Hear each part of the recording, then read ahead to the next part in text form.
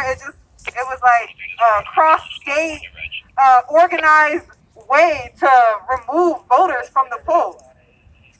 In addition to the disenfranchisement of incarcerated and formerly incarcerated people, among a slew of other antiquated, anti-democratic practices. So all of that is before we even get into the Electoral College, which in and of itself was created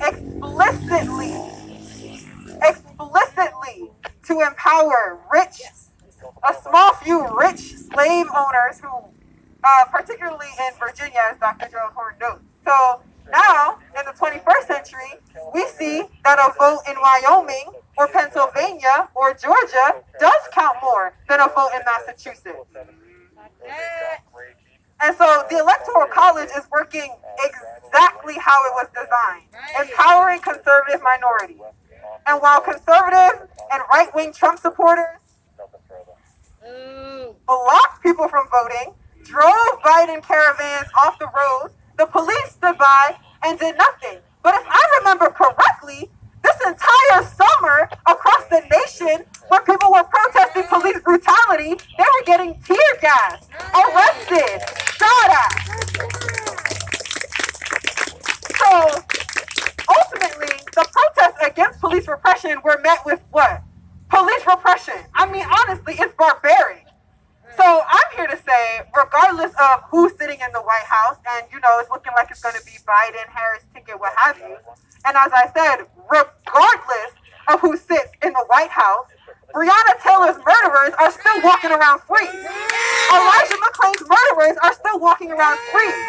230,000 people have died from coronavirus. Millions have been infected. Billions have lost their jobs due to the pandemic, left to fend for themselves. In July, in Massachusetts, we had the highest rate of unemployment, if y'all remember, which I'm sure many of you do, and are still being affected by, 16.2%. Not only that, we have natural disasters. The fucking country's on fire. It's flooding. Like, what's going on? Millions are on the brink of eviction again and homelessness nationwide. In a country with more empty homes than homeless people. In the most wealthy country the world has ever seen. So, this election was painted as one of the most historic in U.S. history.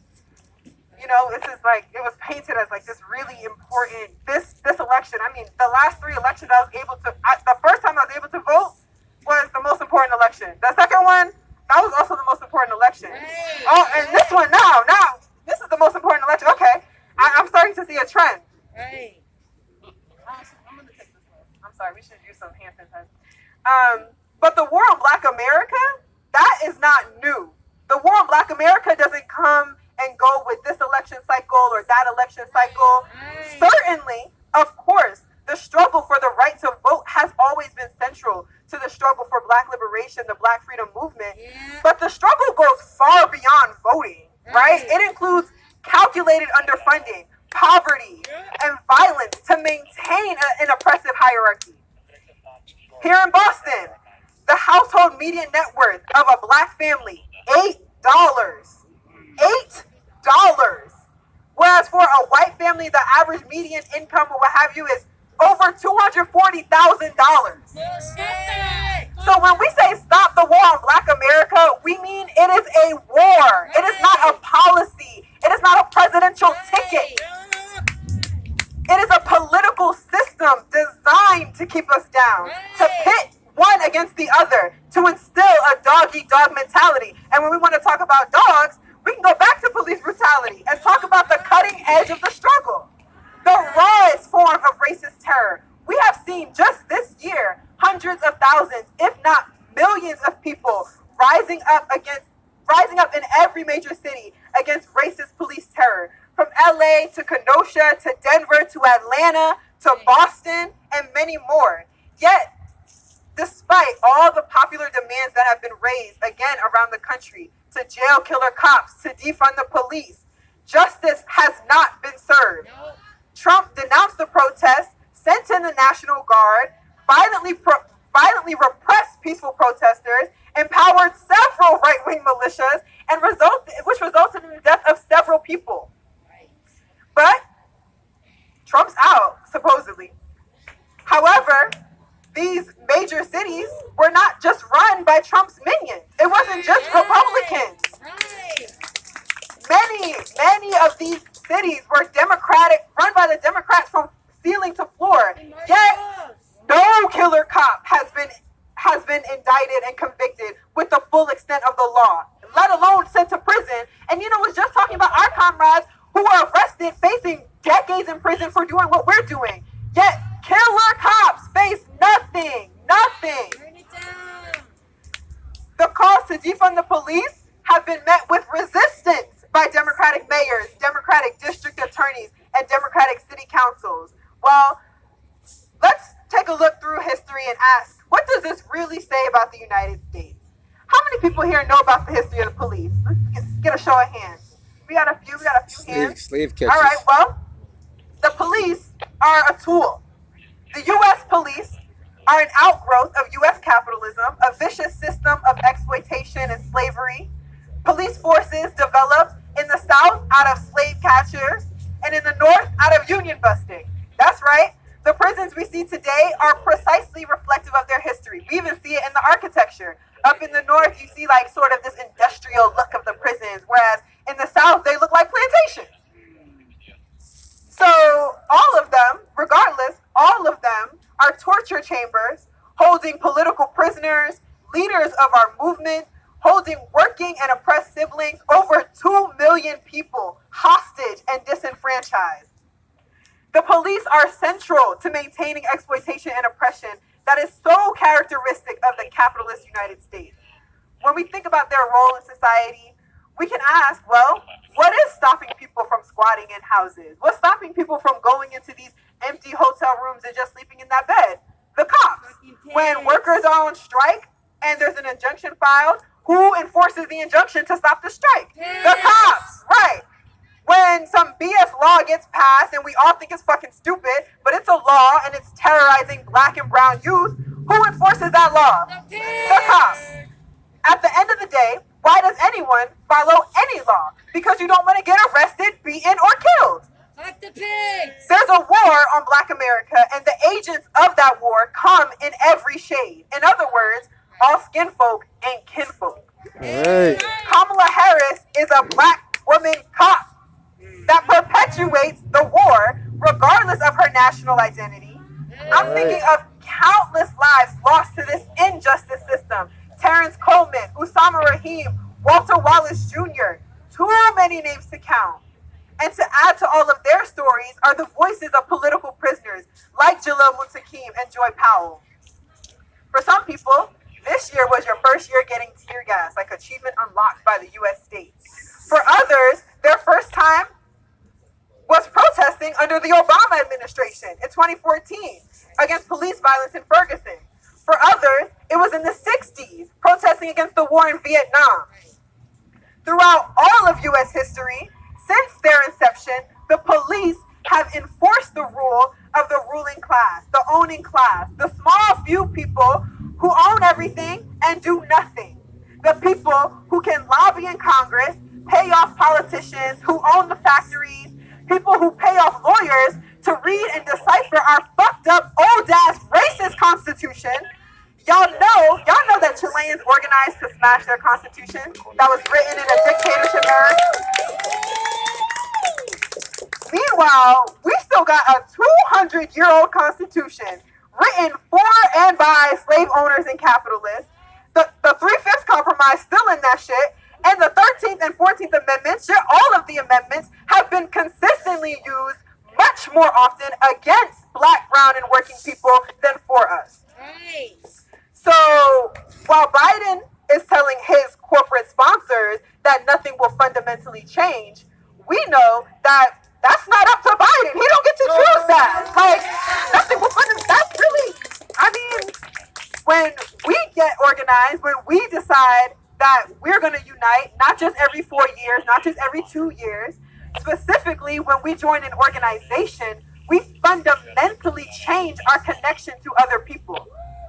We're no longer individuals fighting against this vicious machine. When we join an organization, we become united with a cause. When you join a party like ours, you become united by a program. So let me hear y'all say united. United.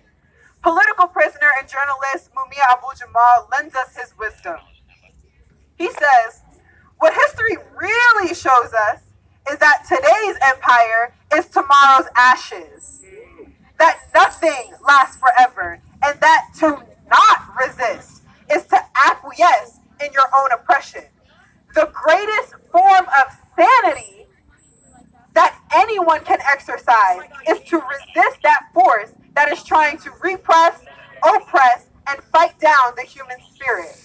So from factory workers in Beijing to the ports of California, from Chile to Palestine, workers have the ability to use all resources, the productive potential for the good of the masses. It's time that we get on the same page, honestly. We need to learn from each other, learn from our struggles. Because we have, so honestly, just off of cleaning up our environment alone, there's enough work to do that everybody should have a job. No one should be out of a job. If you want a job, there is work to do. There's no reason for us to have unemployment, period.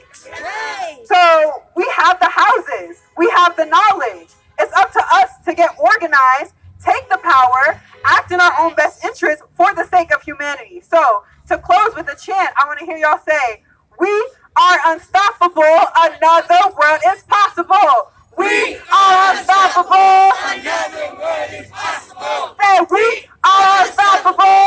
Another world is possible. One more time. We are unstoppable. Another world is possible. Thank you. So, yes, clap it up for each other. Thank y'all for coming out. If you want to stay connected, which definitely you should, remain organized, remain engaged, you can follow us on social media. On Tuesday, we'll be having a listening session around 7 p.m. of Malcolm X's The Ballad or the Bullet. So definitely learning and building on the Black radical tradition of resistance. And yeah, I'll turn it back over to Nino and put my mask back on. Stay safe, everybody.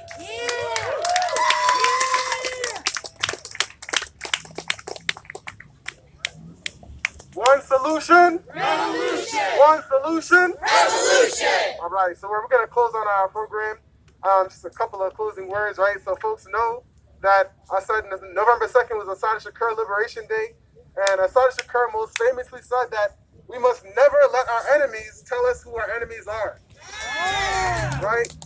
Because the same way that the state said that Martin Luther King is a communist, look out for him.